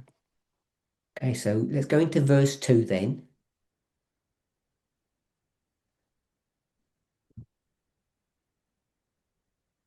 I think verse 2 is basically sort of like repeating and enlarging what has been said in part B. That's what I think, that, you know, the woman was basically committing fornication with the kings. The kings of 7, like Emma says. No, the kings of 1, 2, 3, 4, 5, 6, 7. Well, is there a king in 6? I don't know. Sorry? The kings of 1, 2, 3, 4, 5, 6, 7. I heard that. You said something else at the end, which I didn't catch. No, I just said I don't know if there's a king in 6, but yeah, I'll just say from the first one to the last. That Okay, so only 6 of the kings. but now I'm not sure if there's. Okay, yes, only 6 of the kings. We'll say only 6. Only because you said you gave us that number 1, 2, 3, 4. I didn't feed that to you. You did that. Just want to double check. I know. I didn't want to mention it, just came in my mind, and then I just, got stuck on. How did it get into your mind? Was that a sort of bodily function or a... No, when I was counting the kings and then I landed on 6, then I started thinking about other things Yeah. concerning 6. No, I was just And then wondering, that confused me. I was wondering if it was your personality or your body that's doing that. Just not sure. Probably my personality. Not your body. Okay. Just to make sure it's not your body. Okay, so No. we've got both of you saying that, and Emma saying it's the 7th king, I guess. Kings in the 7th, and you're saying it's all 7 kings.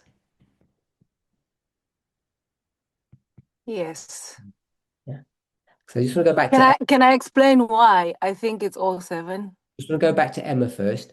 Okay. So well, I'll just go to verse 2, Emma. Which kings are you talking about here? Because you said it was the 7th dispensation. I think it's the kings at the end. And in the seventh dispensation. So because we're running out of time, what Emma's saying is that this is the 10 horns, because I read the verses, equals the 10 kings. And I'm picking that up from Kings of the Earth because it uses the phrase Kings of the Earth and it uses the same phrase for this. Lost the verse. The last verse, I think it is in the chapter. And the one which thou sawest, that great city which reigneth over the kings of the earth, in verse 18.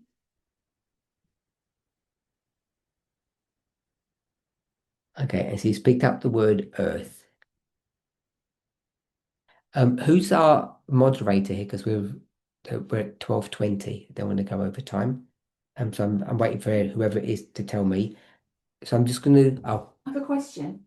I don't know if it's a general statement over the kings of the earth, and this problem Charity's having with like the 6th, if there's one king that doesn't have to in that model, does that destroy the argument, or does it undo what we're saying? Because it wouldn't be panoramic then, is that what we're saying? So I will try to answer that in a minute. Charity? Yes. Remind did. us, remind us what you're going to tell us now. Oh, about the 7 kings? Okay. Is that what you're talking about? I don't know. You said you're going to tell us something. Okay. I was saying the reason why I'm thinking that it's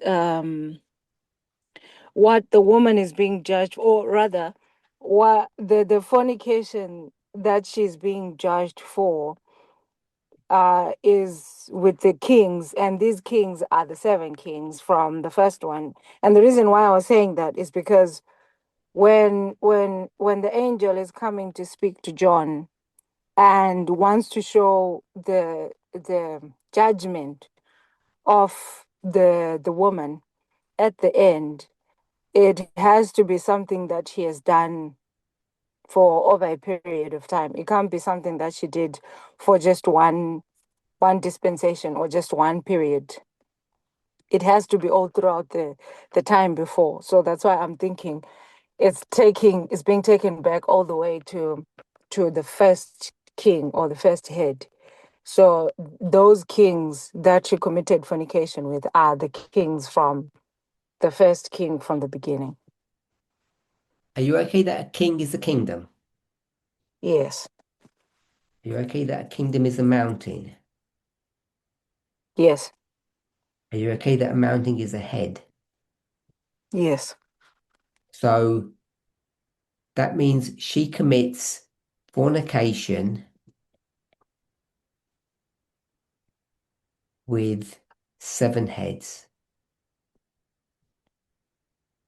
Is that right? 6 out of 7, maybe. She couldn't commit fornication with the sixth one. Okay, so if I go to verse 2, with whom some of the kings have committed fornication, not all of them. Okay, for now, I'll say let's put it on 7 for now. If it doesn't make sense later, then we can get rid of it. Okay, so my question is, do the 7 heads commit fornication with the woman?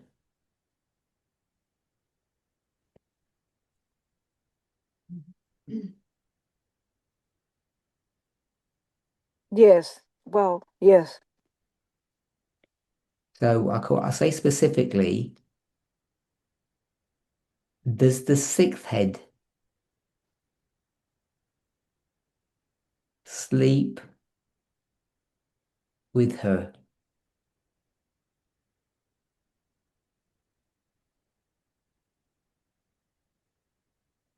Well, using the information that's further down the verses, I would say no.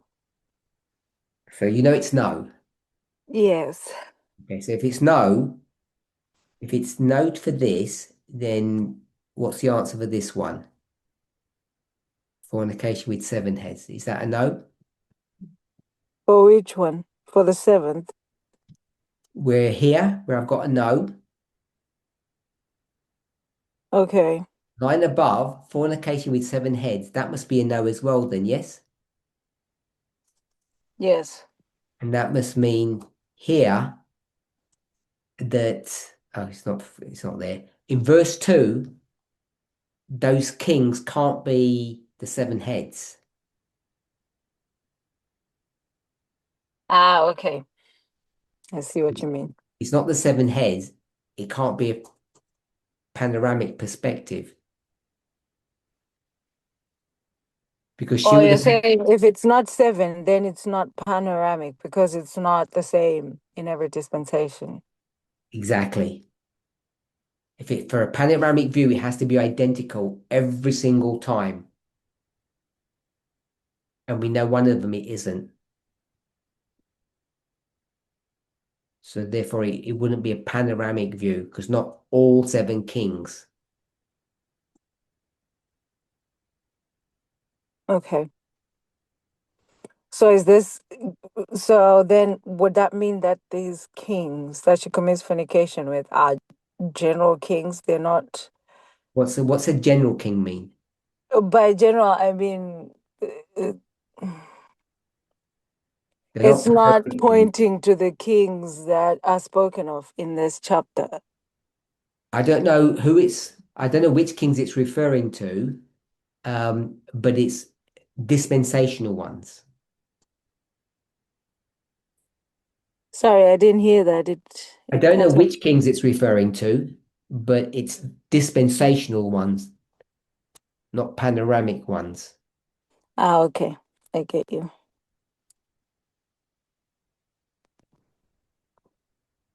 Richard. So when it says sitteth upon many waters, could that be the dispensation of the kingdoms until you get to whom the kings of the earth? So from 1798, then that's the kings of the seventh, because some people say the seventh kingdom was 1798, because they must interpret that way. So John's being given a vision from the angel of the great hall that sits upon many waters, all those different dispensations of the kingdoms, and then we get to 1798, where it's the kings of the earth that have committed fornication within and made the inhabitants drink of the wine of the wrath of fornication. So as he homes in to the judgment, because in Daniel you see the judgment of the little horn. let's avoid Daniel if we can. Okay. Let me ask you some questions on verse 1. Yes. Are you saying that verse 1, we are talking about the second part of the verse, where it says, I will. Are you saying that's a panoramic view? That these waters are all the waters she sat through throughout history? Yeah, but it seems to come short at the seventh kingdom. So I can't get around that. We'll just say yes. Only through verse 2, then. I'm already in verse 1. So you said yes to that. So by the time you get to the very end of number 7, which is what we've got here, then that's when the judgment would be. Yes. So, but he's been shown everything from the start to the let me ask a question. Yeah, let me ask a question. Like Moses was quickly before you. Let me ask a question then, because I'm not worried about Moses. So at the very end, that woman, is she going to be judged for the crimes of the fourth woman? Yes. Seventh woman going to be judged for the crimes of the fourth woman? You're saying yes. It shows you that, yeah, that woman, that entity, yeah. What did throughout the ages, like let me say the fifth woman. Maybe that might be easier. Why would the seventh woman be punished for the crimes of the fifth woman when they're not the same woman? Because he's committed the same acts. So is she being punished? Is the seventh woman being punished because she did the same thing as the fifth? She's not being punished for the crimes of the fifth. She's been doing the same acts as all the others previously. Okay? If you did the same acts, what would you be punished for? Your acts or someone else's acts? But it's also this entity with an ideology. It's like the same kind of. Let's not do that. Iniquity going all through. So it's the same. Let's not use an entity with an ideology. Just try to go through with what I'm asking. An ideology that uses entities. Let's not use that phraseology. Okay, all right then. Modeling. Yeah, there's something that I'm not quite understanding, but that seems to be. Let me ask my question again, Richard. Put all these thoughts and ideas aside. I just want to ask a very simple question. If you did a crime and your crime looked very similar to the crime that someone did 500 years ago, it was identical crime, in fact, and you got caught, would you be punished for the crime that was done 500 years ago, or would you be punished for the crime that you did, even though they're the same crimes? For the one that I did. Okay, so do you agree that you wouldn't be punished for the crime that was done 500 years ago? It's the same crime, but would you be punished? Same punishment for the same crime. But would you be punished for the 500-year-old crime? No, because that's already been done, but that crime still exists. So I've committed it again 500 years later, so I'm being punished for committing that same crime that was done 500 years before. Yeah, but are you being punished for your crime? Yes. Or not the 500-year-old crime? No, but it's that same crime that I committed. Okay, years ago. I know. So the crime still exists. The crime doesn't still exist. Well, it's still being committed. It's still 500 years later. It's someone else who's done it. Me. Yeah. So is it fair for you to be punished for the 500-year-old crime or only for the one that you did? It's the same. It's the same. It's the same result.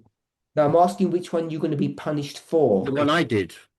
not the one that was done by someone else. No. Yeah, it's the same. It's the same act. I'm not asking about the act. I'm asking about what you're being punished for.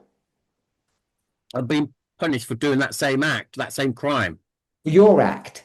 The one that I chose to do, the Yeah. one that I did, or I Yeah. got tempted to do, or whichever One way you you look did. at it. As The one that you did, we're okay with that. My question is, are you going to get punished for the one that you didn't do?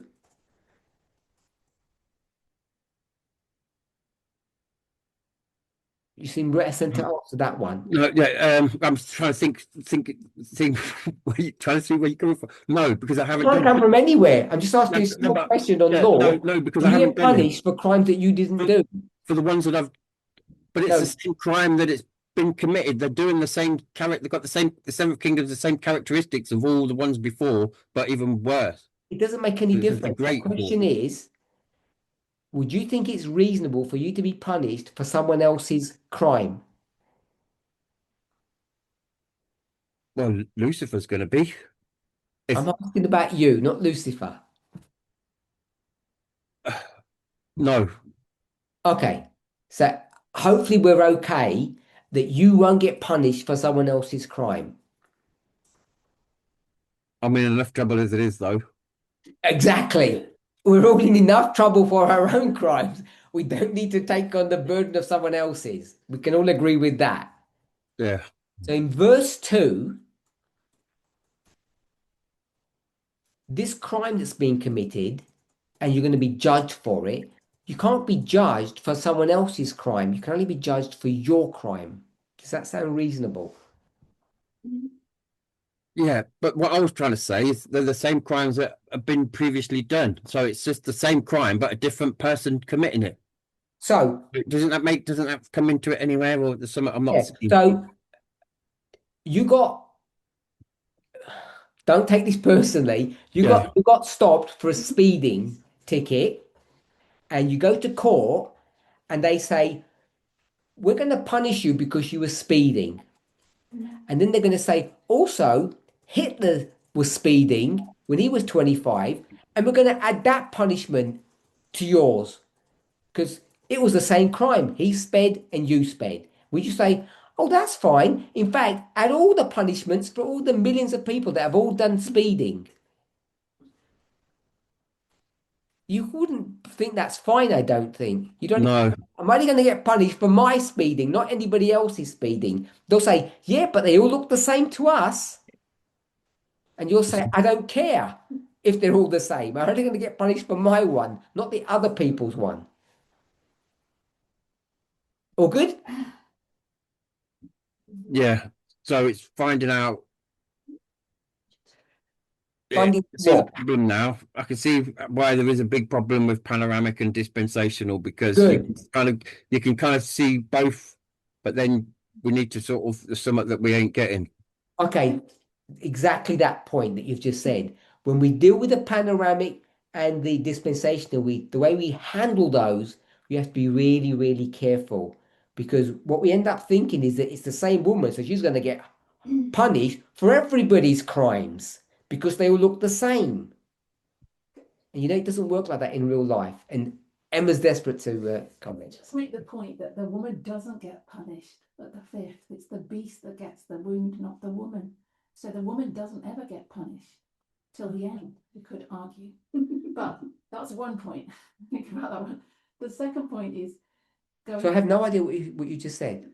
I said, in this modelling, in this story, this woman doesn't get punished until the end, I don't think. Because you've already said verse 1. Yes. Seventh dispensation, no problem. So the point you've been making about the fifth, she gets punished again for the crimes of the fifth. In the story, she's not the one that gets the punishment under the fifth. It's the beast that receives the deadly wound, or the beast and the heads that are spoken about as being alive and not alive. Who are you talking to? You. You said verse 2 is seventh dispensation, all good. Yeah, but now we've moved on to this argument. I'm just addressing that point. Only because Richard said, I only addressed Richard's specific point that he said the many waters in verse 1 was all the waters of history. But you said that to me in the beginning as well. Sorry? You said, so, because when we were going through it, you said, when I said it was the fifth, you made that point before about the woman game. He said the many waters in verse 1 Yeah. was a panoramic perspective. Okay, sorry. We'll need to wind up because it's now 24 minutes to 1. Okay, so I'm going to summarize. One last point. One last point. After one last point. Just about that, the seven kings, what Charity was saying about the seven kings being, does it have to be all seven of them? But we say the woman sits on 7 heads, but we're going to say she doesn't sit on all 7 of them, even though the wording says she sits on all 7. So the question is, does she have to have committed fornication with all 7 to get punished? Just put there.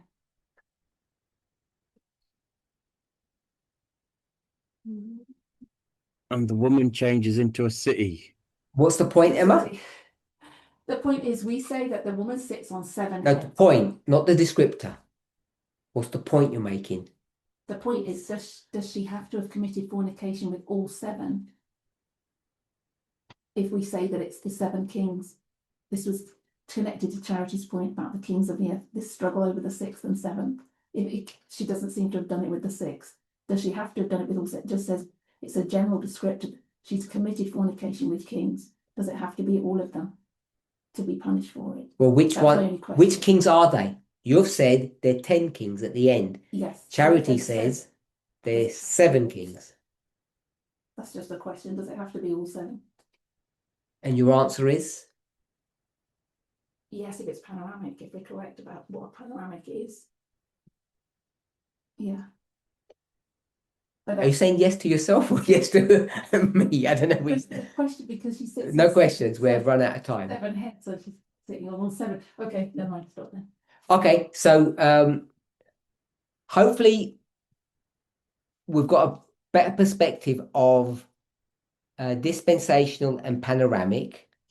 So I'm going to say when Emma says, if our view of panoramic is correct, it is correct. Not if it is. Pretty sure it's correct. It is. It is correct. All agree. And we're in verses 1 and 2 trying to understand whether or not verse 1 and 2 are a panoramic perspective or a dispensational perspective. And Emma's saying that verse 1 is the 7th dispensation, the judgment that's happening at the very end of that, which means that the waters that she's sitting on are the 7th waters. And in verse 2, the crime that she committed was having fornication with the 10 horns. And Charity agrees with Emma's perspective on verse 1, but in verse 2 says that's the 7 heads that she's committing fornication with. And Emma says that works, even though she really only did it with 6 of them, because there's an argument to be made how to resolve that. That's as far as we got today.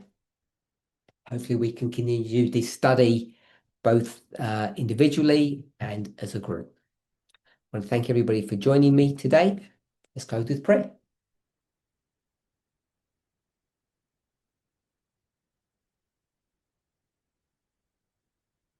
In a second. Let's pray. Holy God, we thank you that despite Revelation 17 being a very difficult chapter to try to understand and conceptualize, that you can continue to guide and direct us, and slowly but surely we have confidence that we will come to a correct understanding of how to view these words, these symbols, and these verses. Continue to guide and bless us, and may we continue to worship you during these sacred hours. In Jesus' name, amen.